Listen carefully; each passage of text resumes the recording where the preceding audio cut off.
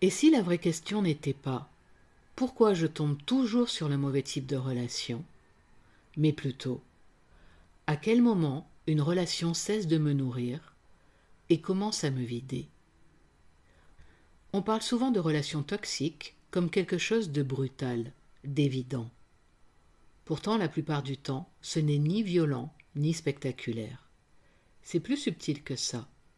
C'est une relation qui, doucement, te fait t'éloigner de toi-même, comme une plante qu'on arrose, mais jamais à la lumière. Elle survit, mais elle ne grandit pas vraiment. J'aime beaucoup cette phrase. L'amour n'est pas censé te faire douter de ta valeur, mais t'aider à la reconnaître. Dans cet épisode, on ne va pas parler de personnes toxiques, mais de dynamiques relationnelles, de ces liens qui activent ton système nerveux en permanence, qui te donnent l'impression d'aimer fort, alors qu'en réalité ton corps est juste en alerte. L'objectif ici n'est pas de juger, ni de te faire peur, c'est de t'aider à repérer, à comprendre, et surtout à te reconnecter à ce que ton cœur, ton corps et ton cerveau essaient déjà de te dire.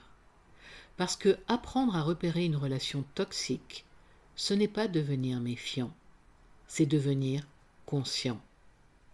Et la conscience, c'est toujours le début de quelque chose de plus sain.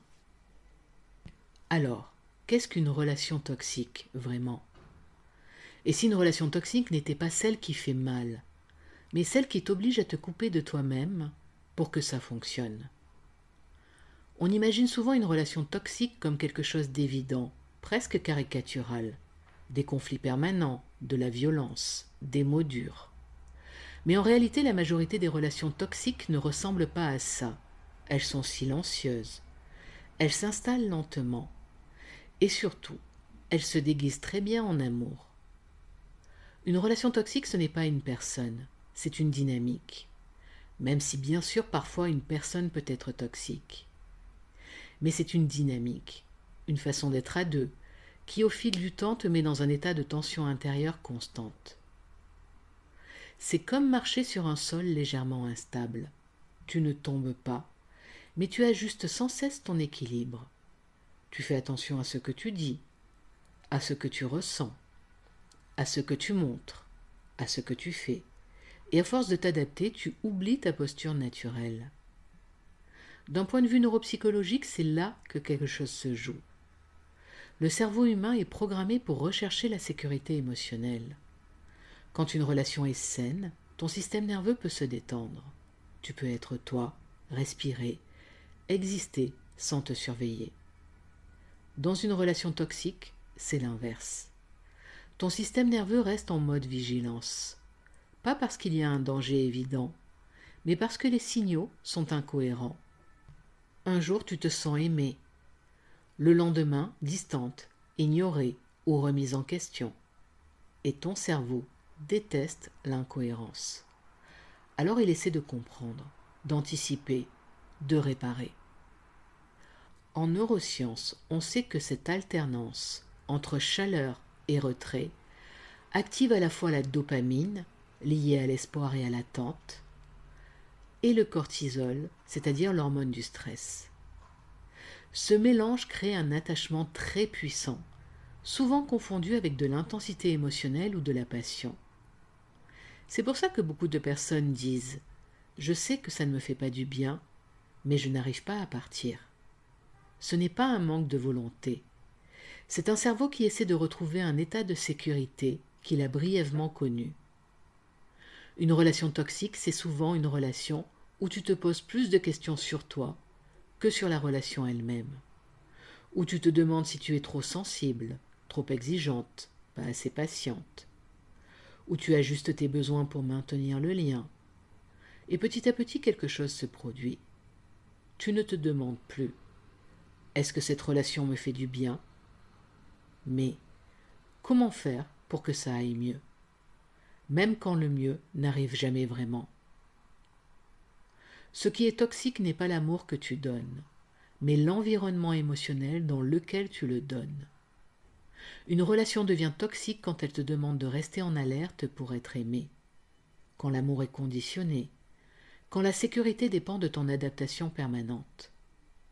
Et le point essentiel à comprendre, ce n'est pas que tu as mal choisi.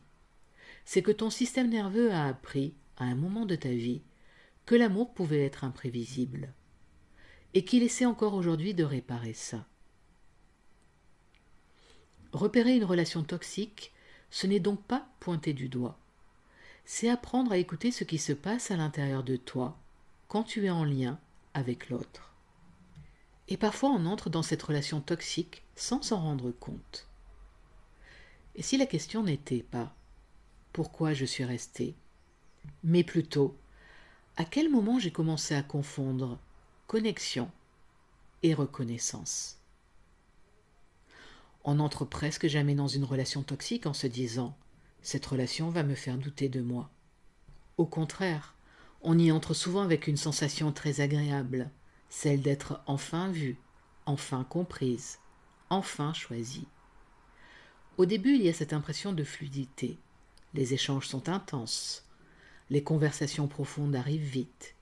On a le sentiment d'une évidence, comme si quelque chose s'alignait naturellement. C'est là que le cerveau s'illumine. En neurosciences, on sait que la nouveauté, la résonance émotionnelle et la validation activent fortement la dopamine.